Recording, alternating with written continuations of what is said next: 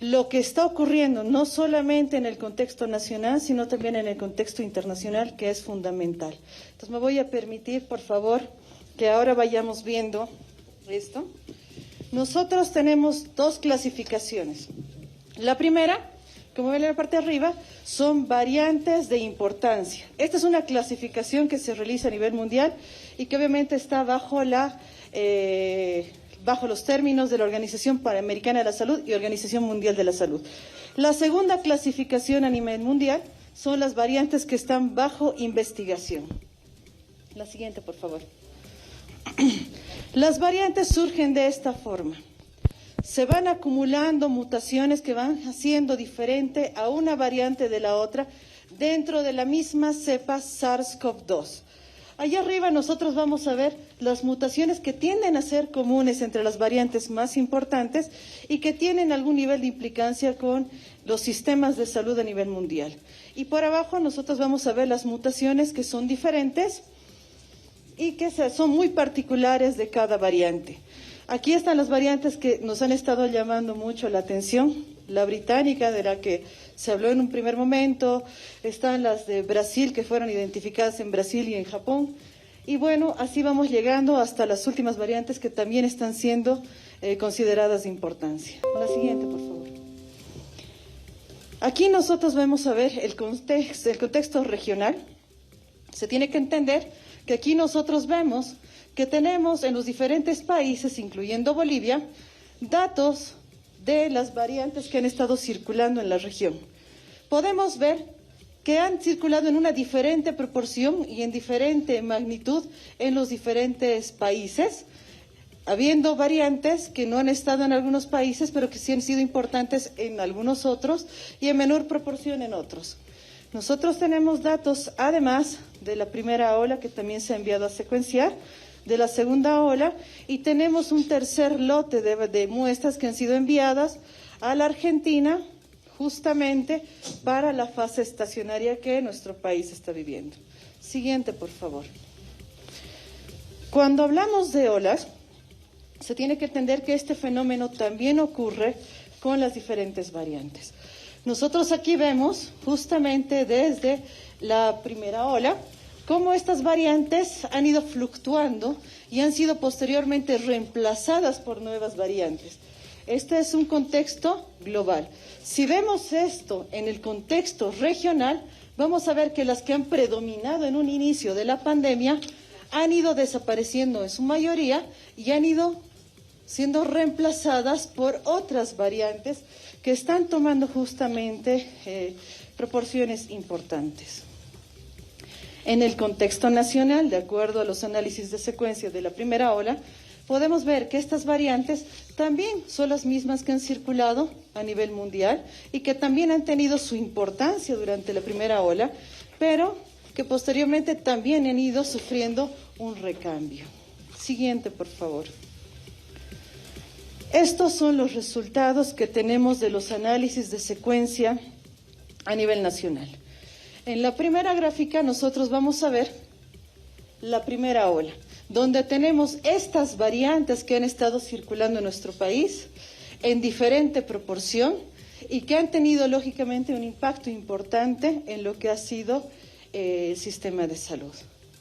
Ahora, por otro lado, tenemos las variantes, resultados de los análisis que se han realizado en Fiocruz, donde vemos que estas variantes que han circulado durante la primera ola han sido reemplazadas por estas nuevas variantes en la segunda ola. Muy importante aquí que también se entienda es que de estas variantes tenemos una variante de importancia que ha circulado en nuestro país, que justamente corresponde al linaje B117, el linaje de la cepa, o lo que decía la cepa, que es la variante británica. Además de estos estudios, se concluye que existe una variante que todavía está siendo considerada como una variante que tiene que estar bajo investigación, como el resto de las variantes que van circulando en el mundo.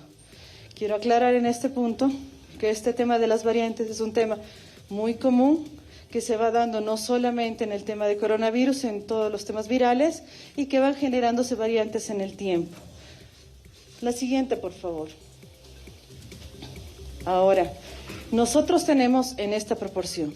La variante B117 ha circulado principalmente en La Paz y en Santa Cruz. El resto de las otras variantes que no han sido consideradas de importancia han circulado en el resto de los departamentos. Gracias. La siguiente, por favor. Esto es también algo que se tiene que analizar. Muy importante es que la comunidad científica, y nosotros tomamos la información de fuentes oficiales que están diseñadas justamente para nutrir la vigilancia genómica, no solamente en un país, sino a nivel mundial. Las fuentes de GISAID y las de NextStrain son fuentes fundamentales para el acceso a la información genética de las variantes que van circulando. Un efecto similar que se da con SARS-CoV-2, que es la cepa SARS-CoV-2 que va generando esta enfermedad conocida como el COVID-19, es un efecto similar que se va viendo también con el virus de la influenza. Es decir, que cada año circulan nuevas variantes y por lo tanto cada año nosotros tenemos que ir trabajando en nuestro sistema de vigilancia para poderlas ir detectando. Lo mismo va pasando con otro tipo de virus, que esto es un fenómeno muy natural y muy común y que se tiene que entender tal como es. Siguiente, por favor. Entonces, esta es la información que nosotros hemos recibido a nivel oficial para que se pueda entender cómo ha ido este fenómeno de reemplazo de variantes a lo largo de este tiempo. Nuevamente yo recalco, fundamental, que a partir de la desescalada que hemos vivido, nosotros tenemos un tercer grupo de muestras que está siendo secuenciado en este momento en la Argentina, en el Instituto Malbrán. En cuanto nosotros tengamos la información oficial de manera responsable como gobierno central, nosotros la vamos a hacer conocer a los medios de comunicación y a través de ustedes a la población. Las consultas, por favor, desde luego. Viceministro. Muchas gracias. Bien, continuando con la conferencia, nosotros vamos a indicar que esto es, ya con lo expuesto por la viceministra, la hermana María René, era de deducción que las diferentes variantes que están circulando en toda la región tenían ya presencia en el país. En ese sentido, nuestro gobierno, el gobierno nacional, a cabeza del hermano presidente Luis Arce, hizo la instrucción de poder hacer las acciones directas ya en la semana epidemiológica número 9 y arrancamos con fuerza en la semana epidemiológica número 10. Estamos hablando, y ahora estamos en la 16. Estamos hablando de hace 5 semanas, hemos tomado ya acciones en frontera. Las acciones que se han tomado son de diferente índole. Y son acciones integrales, no solamente están relacionadas con con un eventual cierre de frontera o restricción de pasos de frontera. Las acciones tienen que ser de forma holística y han entrado tanto en el fortalecimiento de recursos humanos, la dotación de insumos de bioseguridad, medicamentos, oxígeno, y también con la parte diagnóstica, pruebas masivas antigénicas para el diagnóstico temprano y la dotación de vacunas. Los casos donde tuvimos de crecimiento exponencial en el país, que nos han mostrado incremento sustancial de casos, camas de terapia intensiva y hospitalización, fueron concentradas en los municipios de Cobija, Guayarmirín y Ribera Alta. No así en los municipios que no tuvo esa intensidad de presencia de casos, en los municipios fronterizos del departamento de Santa Cruz. ¿Qué acciones se han tomado en ese sentido? A nivel nacional hemos incorporado ya poco más de 6.000 recursos humanos dedicados exclusivamente para la atención de la pandemia, tanto en hospitalización, terapias intensivas entre estas, como también en brigadas de respuesta rápida y atención primaria de salud, es decir, brigadas que se desplazan, hacen pruebas antigénicas, hacen trabajos de promoción de la salud, rastrillaje de casos y para detección y tratamiento temprano. Para Pando hemos desplegado Han sido integrados 337 recursos humanos. Hemos enviado adicionalmente 30 brigadistas que todavía continúan, que son brigadistas de Mi Salud, que están haciendo las tareas de vacunación y rastrillaje. Hemos entregado 38.170 vacunas para Pando, 2.680 kits de medicamentos, laboratorios, pruebas de antígeno nasal, 21.700.